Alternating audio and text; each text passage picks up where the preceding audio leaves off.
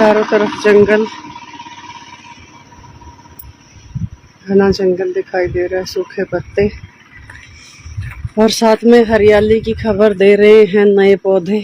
सावन शुरू होगा यहाँ पे जंगल में, तो उसकी आहट और दस्तक दे रहे हैं ये छोटे छोटे हरे हरे पौधे।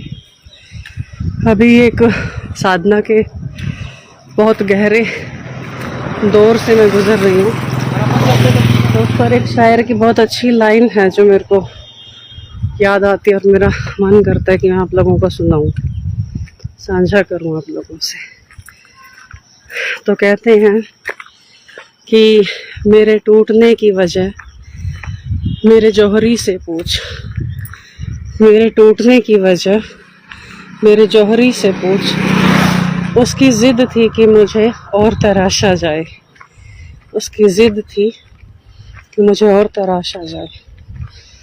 तो साधना काल जो होता है, किसी भी आध्यात्मिक के क्षेत्र में जो लोग भी इस पथ पर चल रहे हैं, ये कोई सुरक्षा का मार्ग नहीं है, ये कोई फूलों से भरा हुआ मार्ग नहीं है,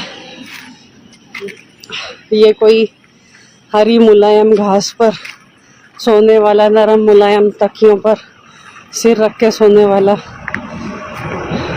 एसी की ठंडी हवाओं में अपनी दोपहर बिताने वाला, या फिर एसी गाड़ियों में एक स्थान से दूसरे स्थान पर जाने वाला मार्ग नहीं है। ये अपनी केंचुली उतार कर फेंक देने का मार्ग है, अपनी सुरक्षा की केंचुली, अपनी ज्ञान की केंचुली, अपने जो भी बंधन हैं उन सभी बंधनों की केंचुली। और ये आप कर नहीं सकते, ये होता है जब आप अगले पड़ाव पे जाते हैं। तो जैसे पेड़ की शाखा है, सूखने लगी है, तो ये अपने आप गिर जाएगी। पेड़ ने इसके लिए कोई प्रयास नहीं किया है, किसी भी पेड़ ने कोई भी प्रयास नहीं किया। जो सूखे पत्ते नीचे गिरे हुए हैं वो अपने आप गिर गए हैं। इन्हें पत्तों ने, किसी ने ये बोला नहीं था कि हमें नीचे गिरा दो, ना ही पेड़ ने बोला था कि भाई तुम चलो नीचे गिरो, हो गया तुम्हारा काम। ऐसा नहीं है।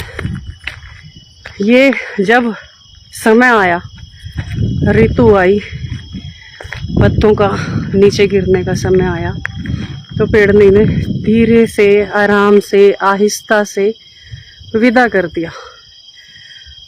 तो जब भी विदा होता है कुछ भी अप्रयास, वो शुभ होता है। जिसमें जोर जबरदस्ती ताकत लगानी पड़े, कुछ भी छोड़ते समय जिसमें दबाव हो, प्रेशर हो, तो वो जो छोड़ना है वो हिंसा हो जाता है। चाहे वो किसी और ने आपसे छुड़वाया हो, त्याग करवाया हो, या आपने खुद अपनी मर्जी से अपने ऊपर हिंसा करके त्याग किया हो। तो जो त्याग है वो स्वतः घटित होता है, किसी के कहने से या करने से घटित नहीं होता।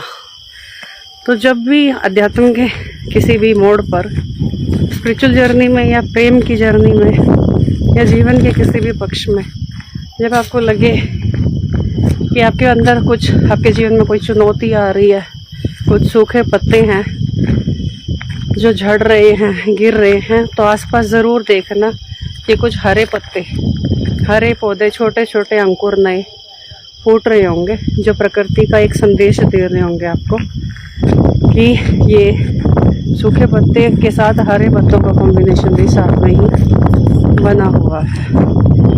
ये एक संतुलन है जीवन का, कि पुराना छूटता है, नया आता है, और यही ताजे होने की प्रक्रिया। हाँ, ये सामने ही है, ये प्रक्रिया है पूरी अपने ताज़े होने की। और एक साधक को हमेशा ताज़े होते रहना पड़ता है। हमारे साथ मनोज भट्ट जुड़े हैं, स्वामी प्रेम शिखर जुड़े हैं, अश्विनी कुमार जी जुड़े हैं कनाडा से, कई बार हमारे अंग्रेज़ के कैंप में आए हैं, मुकेरिया से या पंजाब से। बहुत समर्पण है इनका ध्यान के प्रति। और यही जो चीज़ें हैं जो ताजगी है इसमें, बासीपन ना रहे साधक के जीवन में कोई, चाहे वो विचारों का बासीपन हो, चाहे वो भावनाओं का बासीपन हो, चाहे वो शरीर का बासीपन हो।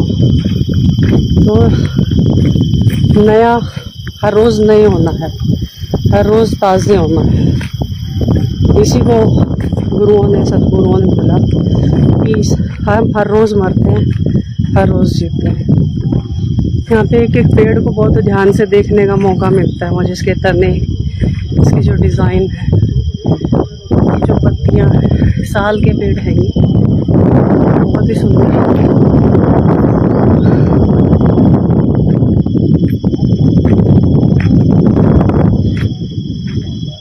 उधर सामने काफ़ी बड़ा ग्राउंड है। अभी तक मैं चल चुकी हूँ 5 किलोमीटर, कल चली थी मैं 10 किलोमीटर। मेरा डेली का होता है इतना, तो डेली तो 10 किलोमीटर तो मैं डेली चल जाती हूँ।